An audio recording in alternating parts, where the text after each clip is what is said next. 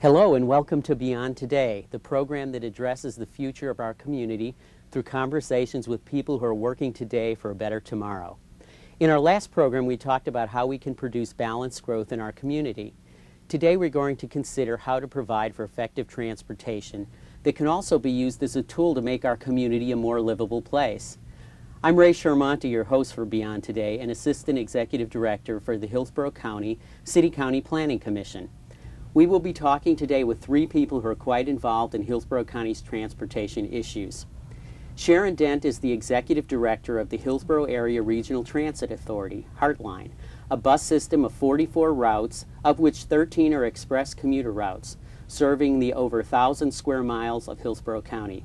She came to Hillsborough County in 1990 from the city of Phoenix, bringing with her extensive experience in managing transit systems. Kenneth Hartman is Production Director for the Florida Department of Transportation's District 7. He's responsible for all department activities within District 7 related to project development, design, consultant project management, surveying, mapping, and right-of-way acquisition necessary for successful completion of the department's 5-year work program. Mr. Hartman has been with DOT for 21 years. Joining us later will be Ed Crawford, Director of a citizens organization exploring alternative transportation systems to enhance the livability of our community. We want to discuss the vision that the future transportation network for our community needs to enhance our quality of life for neighborhoods and increase travel options for citizens.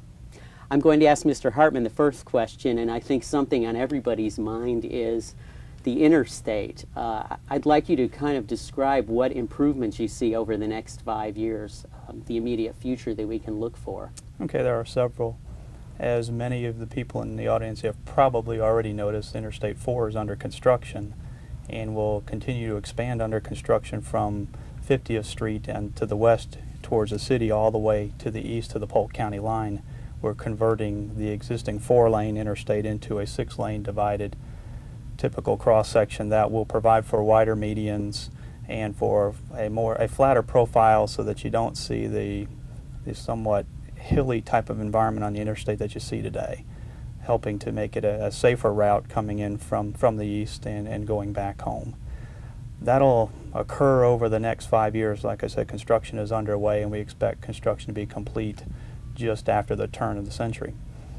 Heading to the north on I-275, we have several projects to continue 6-laning from Bush Boulevard on the south end, where currently there's a lane drop at Bush, to continue that 6-laning all the way up to Bears Avenue in the north end of the county and beyond. Design of those are currently underway, and you can expect to see construction on those phases in the near term. A project that's probably of considerable interest to the county is the downtown interchange. We have a design underway currently to take care of some of the severe operational issues within the downtown interchange that will take out many of the weaving movements, the divergent type movements there, and make it a much better ride coming in and out of the city. Like I said, design is currently underway. We can see right-of-way coming in the very near term and hopefully construction in the next 5 to 10 years. Well, that's great. So we will be seeing some improvements in the not too distant future. Yes, we will. Sharon, how do you see buses fitting into this scenario in the future? Well, I hope that we're going to have a community that has alternatives for a wide range of travel options. I think from an economic and a social perspective, the worst thing we can possibly do in our community is to create a situation where we don't have choices. And I believe that part of those choices include buses, include hopefully some rail projects, as well as improvements to our interstate and our local streets. I think that for a community of our size now, we have actually about half the transit system that we need for the people in our community, for similar types of communities. And by 2020, we should roughly have about 1.5% bigger system if we are growing with the community's needs. Now, we won't need quite as big a system if we are able to supplement that with a more intensive treatment in a few of the corridors, like heart rail, like we've talked about on occasion. Great. So buses are definitely a part of our future. I think so. I think that's the only way that we can achieve the kind of neighborhood penetration and business district circulation that you need, even if we have our rail system, which I really hope we will end up with, that for it to succeed the way it needs to, we will also have to have the associated bus network to complement it and also to serve people who don't live close to it. Right. There seems to be a new focus on the design of our roadways. I know the Planning Commission developed something called the Livable Roadways Program for Hillsborough County to try to get people that really construct roads to look at other options such as bike paths and sidewalks, issues like that. How do you see DOT fitting into this movement toward a higher quality of roadway? Well, the department has been part of that movement in and of itself. I think you'll find many of the projects that are ongoing under construction today have incorporated many of those items into them. This district has developed a philosophy where each of its construction projects will provide landscaping up to 1% of the construction cost of a project. $10,000 for every $1 million worth of construction project will be committed towards landscaping, and we've worked directly with local governments towards that end. Our urban roadways include bicycle ways, they include sidewalks, we've incorporated highway lighting where appropriate, and we've incorporated mast arm type of signals rather than the span wire types that we've seen in the past. They've proven to be more aesthetic, and at the same time they've also proven in South Florida to be something that can withstand a hurricane much better than the span wire assemblies could. So it served a dual purpose for us, and we've provided that in all of our coastal environment projects. Great, so it sounds like we're moving in the right direction. We'd like to look at a film that shows our viewers some of the many transportation options that exist in Hillsborough County. We have quite a few, and the film will cover some of the most noticeable.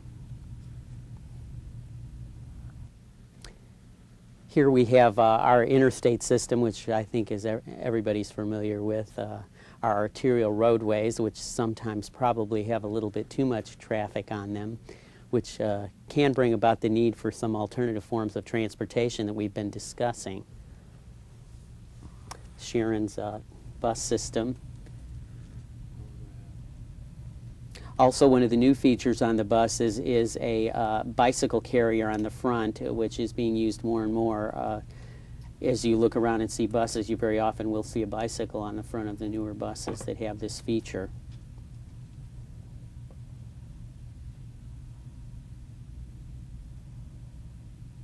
This is the Marion Street Transit Mall in downtown Tampa, where all the buses serving downtown converge to serve the central business district. Van pooling is a new transportation feature which I have personal experience driving, and this works very well. The vans carry up to 9 passengers for the smaller vans, up to 15 for the larger vans. There's about 11 van pools operating now. Hopefully there'll be about 20 by the end of the year. This is a fairly new option here. Again, some of our more innovative transportation systems, such we have as Tampa International Airport, also a similar system connecting downtown. Boats also can figure into the future of transportation with the Tampa water taxi that serves Harbor Island and the areas along the river. And something that many people forget is the sidewalk and pedestrian activities we see, and rollerblading, which seems to be becoming more popular. Bicycles, again, are enjoying a renewed popularity. And of course, this is Bayshore Boulevard, probably Tampa's most livable roadway that has a lot of the features that we talk about as desirable. That was excellent, excellent film.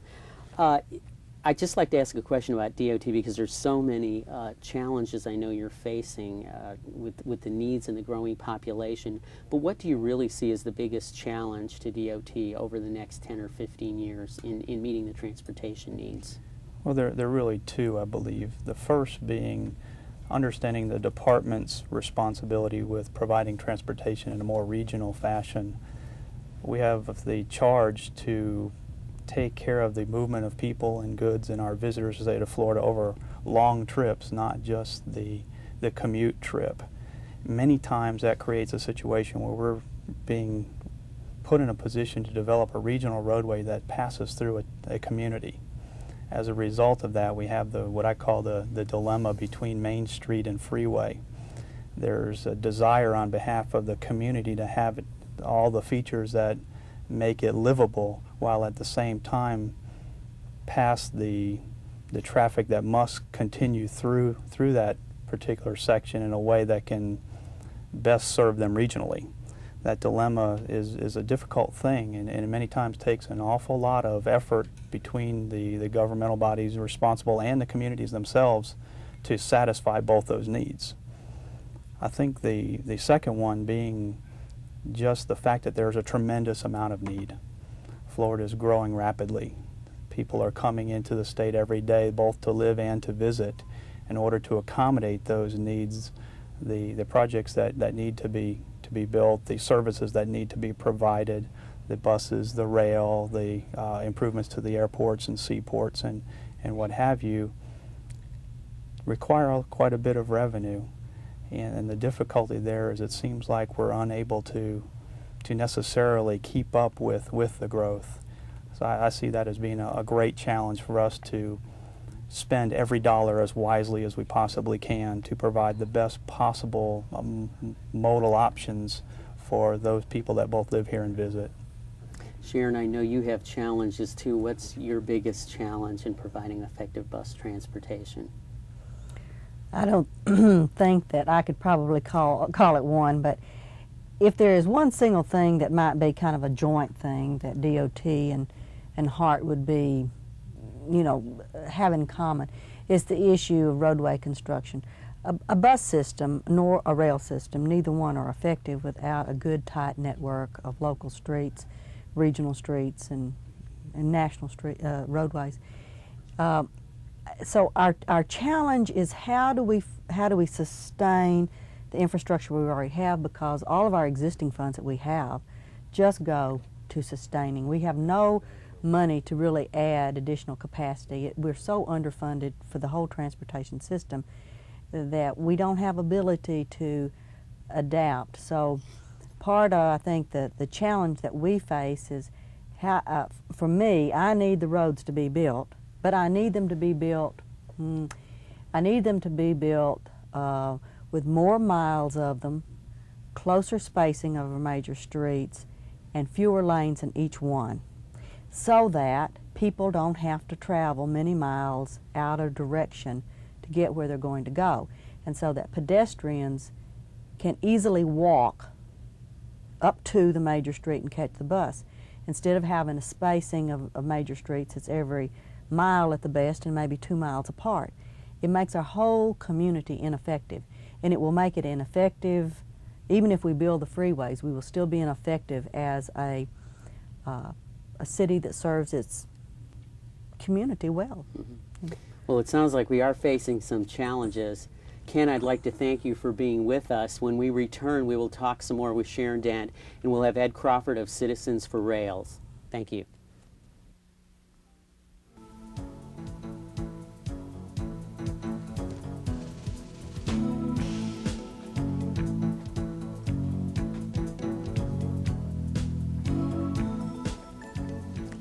Welcome back to Beyond Today. I'm your host, Ray Sharmonti, and we've been discussing effective transportation. I'm here again with Sharon Dent, Executive Director of Heartline, and we're pleased to welcome our second guest, Ed Crawford. I'm going to make a change to Ed's name. It's really Executive Director for the Alliance for Modern Transit and Livable Communities. This is a nonprofit corporation with 800 members who are charged with education, outreach, and advocacy on transit and community livability issues. Mr. Crawford is a member of the Metropolitan Planning Organization's Citizen Advisory Committee, Chairman of the Hillsborough Greenways Committee, and President of Hillsborough Trails, Inc. Mr. Crawford, how did you ever get so involved in transportation? I kind of backed into it. Originally, I was one of those civic activists that you hear so much about and see in the press, and I was very concerned about neighborhood issues. And what I began to realize is that we treated transportation as something separate from neighborhood livability questions. And most of the things that, if you're ever looking to bring a neighborhood together, as we've seen with Old Seminole Heights and Lutz and some of the other areas around the country or county, is that these road projects are a major intrusion into people's lives. And I want to take off on something that Sharon said earlier and Mr. Hartman, and that is that the department has always been extremely good at getting us from city to city. The problem happens when you get to the city. How do we move people around once we get in the city? Because there is no right-of-way left to build any new roads. Well, you've talked about this livability issue, and I know your organization is somewhat involved in rail. Can you tell us how rail fits into this livability issue? Well, when we go speak to people about this, we're not looking for train buffs. Let me disabuse people of this idea that there's something magical about a train in terms of, we're not steam engine buffs or anything like that. And in fact, that's why the word train is not in our name. The message that we carry to people is that it is not about trains, it is about what's out the windows of the trains. Our message is that the changes in the community that come about when you have a high capacity transit system in place, the decisions that go into making that shape the way that your community develops from that point forward. And we believe that by doing that sort of thing, by integrating transportation and land use into one element, not treating them as though they are separate in some way, we believe that we can build a better community. Sharon, I'd like to ask you about that. Kind of in your dreams, what do you see as the ideal transportation system in the future? If we look beyond to 2020, what would you like to see the transportation system in Hillsborough County look like? Let me recraft that question just a little bit, if you'll let me. Sure. Into how do I see transportation being the catalyst for creating the community that we all would like to live in? I think that's exactly what it is. It's the catalyst that will allow us to meet other goals of the community. It creates an opportunity for us to have political will and determination to do the kinds of things we need to do to strategically place our finite resources, our small amount of money in terms of infrastructure improvements, so that we can get the best out of them, the greatest improvement for the smallest amount of money. It allows us to create a community where we interact more one-on-one. We feel better about being out and living with the people that are around us. We don't feel intimidated about interacting with them.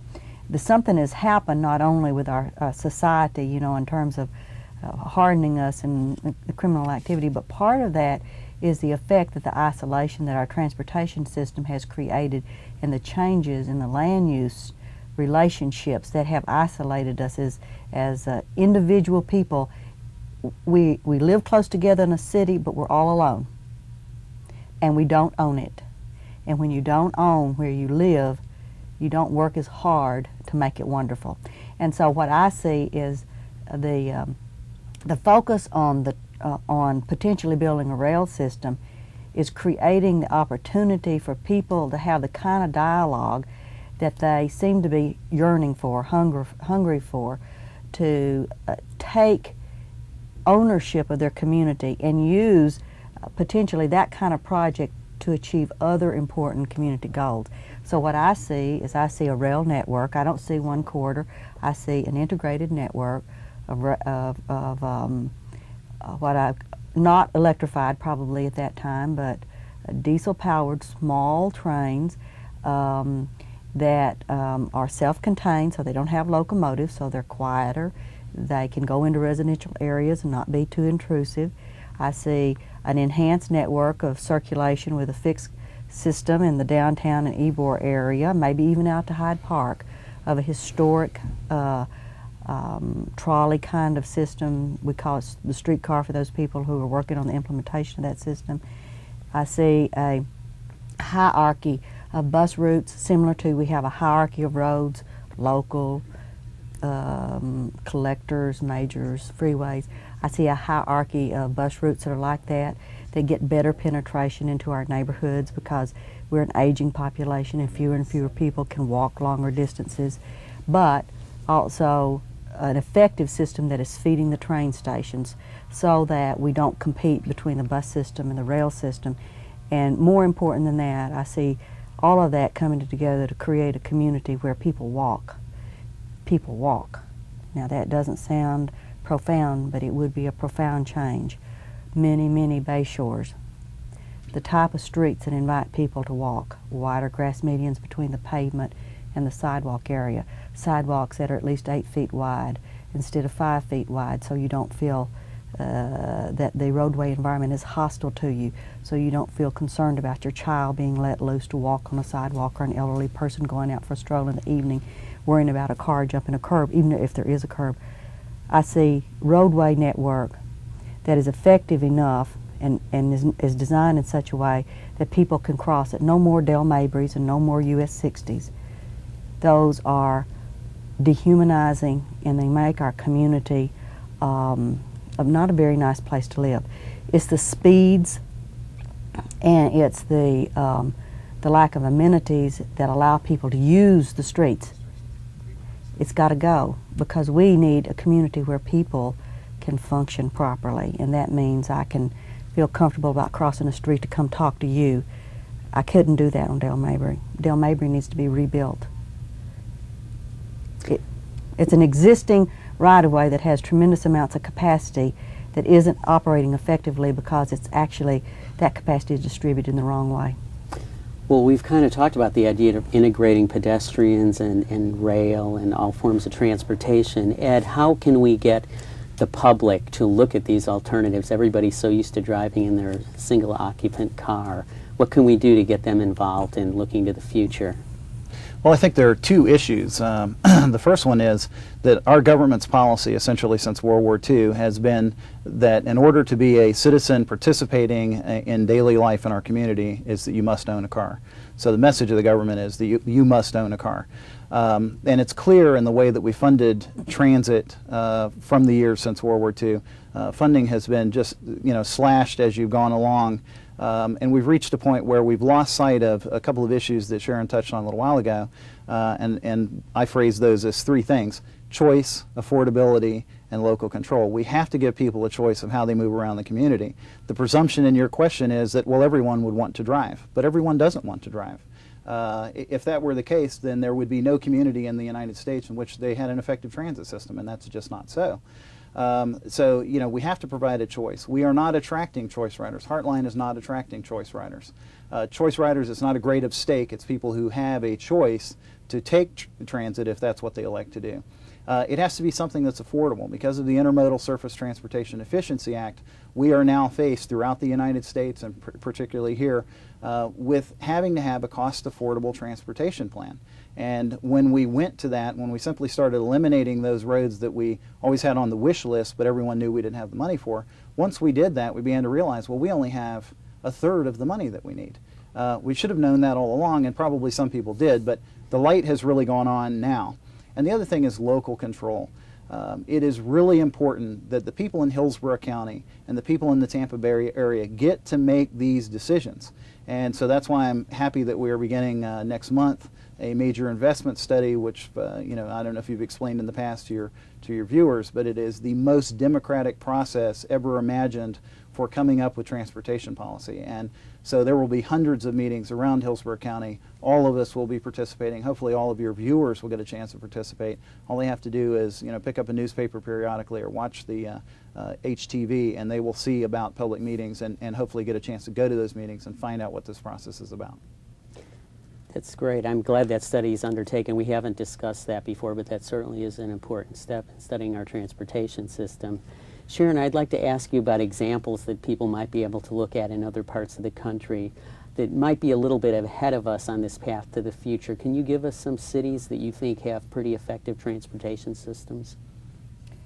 Of comparable type cities, cities that grew up during the same time period that we did, are growing up maybe, I'd say Portland is an example and Seattle's an example. There are not very many that have managed to do it very well. They were either older cities and the car is having a tough time functioning in them, or they're newer cities and the car dominated the design. And we don't have to seem to have cities that are in between that. So our challenge in Tampa is almost creating a new type city, one that is comfortable for a car and that has good mobility based on the operation of a car, but also has plenty of alternatives so that you can lead a complete life with a sound economic base, even if you don't own a car. So that's our challenge. It can be done. There are just no really good examples in the country, but Portland probably comes as close and is headed in the direction that we'd want to head.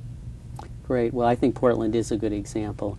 I'd like to thank today's guests for talking with us about future transportation. Please join us next month when we'll talk about another of our community's visions, nurturing a healthy environment. I'm Ray Sharmonti, and on behalf of the Planning Commission, I thank you for thinking beyond today.